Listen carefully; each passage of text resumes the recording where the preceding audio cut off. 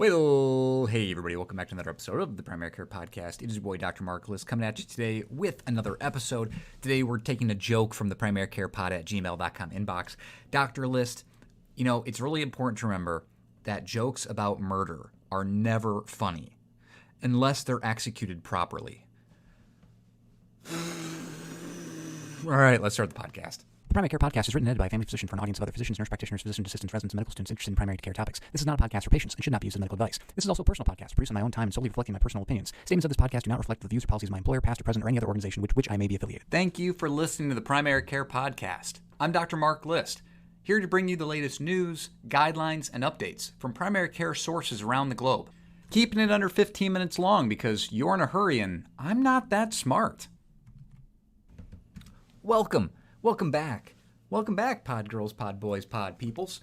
It's your boy, Dr. Mark List. Today's episode is actually coming to you hot off the presses. I literally just read this JAMA over lunch, and then I had a patient no-show in the afternoon. So we're just going to do a podcast episode today. And actually, the JAMA this week, October 4th, I'm reading this here, 2022. Most of the articles are pretty garbage. Not going to lie, as JAMA is usually for primary care, pretty garbage. But there's actually a JAMA clinical guidelines synopsis in this, and I was going to flip to it. I read this over lunch, and I thought it was a really, really good quick hitter. And apparently, I do such I try to follow the up-to-date guidelines and recommendations. And according to this, in April 1st, the 2022 American College of Cardiology, American Heart Associations updated their Heart Failure Society of America guidelines for the management of heart failure. And they basically recommended that we separate heart failure into 4 classes, okay? So heart failure, and all of them are based on ejection fraction, okay? So we've got heart failure with reduced ejection fraction, so any ejection fraction less than 40%. Heart failure with mildly reduced ejection fraction, which is an EF from 41 to 49%.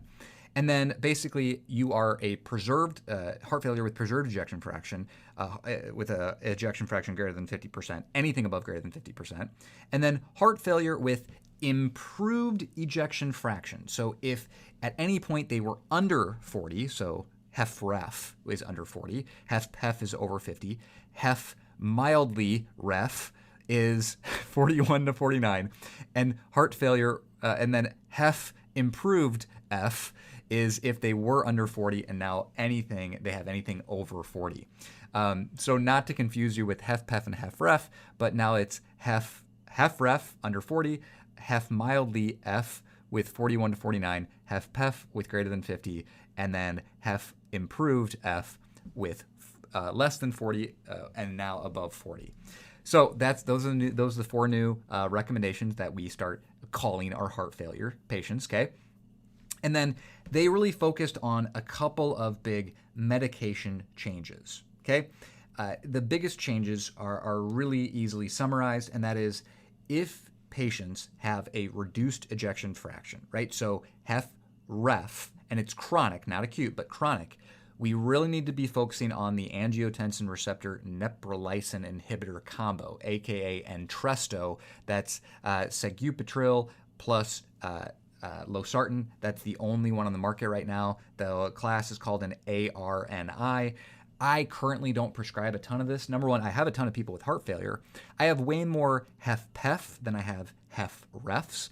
And with HFrEF, this is a really great medicine, but the GoodRx price is $680.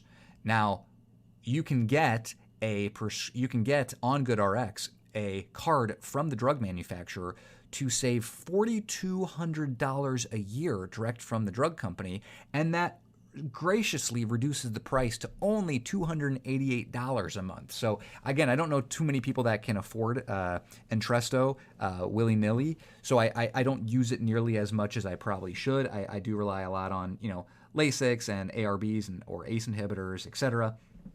And the guidelines go on to say ARNIs are definitely preferred over ACEs or ARBs, but when you can't use ARNIs because they're not feasible, ACEs are preferred over ARBs unless there's significant cough or angioedema, which I thought was interesting that the data actually does support ACEs over ARBs, because for hypertension, as we've talked about in a previous episode this year, ARBs look to be the better Similar drug to then ACEs, but significantly less side effects. So interesting, the heart failure data recommends ACEs over ARBs. Then, of course, they talk about the same topic that I've talked about for a year and a half, and that is SGLT2s are great heart failure drugs, period. Better heart failure drug than a diabetic drug. Yes, it can reduce A1Cs, but the better impact is on heart failure. So their recommendation is SGLT2s should be included across all heart failure categories. Symptomatic heart failure with the reduced ejection fraction, mildly reduced ejection fraction, and HFpEf, right, preserved ejection fraction. Patients with heart failure, here's another recommendation, with improved EF, right, so they were below 40, now they're above 40, should continue medical therapy regardless.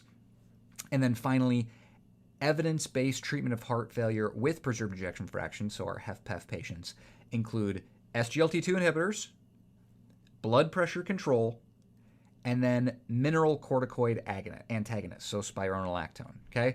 They also throw in ARBs and ARNIs. Obviously, you don't use those combined because losartan is, basically in the combination of Entresto. Basically, you have an ARB in the ARNIs. So really, you choose an ARB or Entresto, okay? So if Entresto is economically feasible for your patients. So major changes just basically include the stress on the change in classification.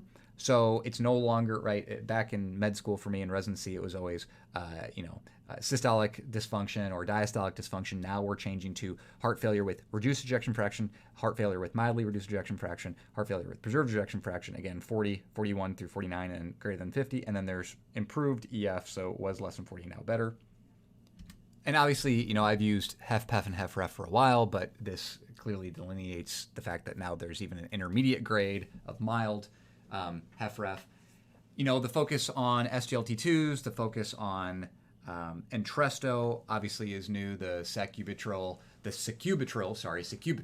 valsartan combo being the two major winners and push drugs in this recommendation. And again, ACEs over ARBs if you can't afford an ARNI. And then finally, maintain blood pressure control, consider mineralocorticoids for HFpEf, and then consider ARBs for HFpEf as well. So really short episode today, just focusing on the updated guidelines and the recommendations. Again, I think heart failure is something absolutely easily controlled by primary care. Interestingly, no mention in their guidelines of loop diuretics, right? No focus on classically, pounding patients with Lasix. This is more of those kind of chronically, managing them, titrating symptoms or improving symptoms, titrating doses up to maximum tolerated doses, and controlling disease, not necessarily just controlling symptoms like Lasix does.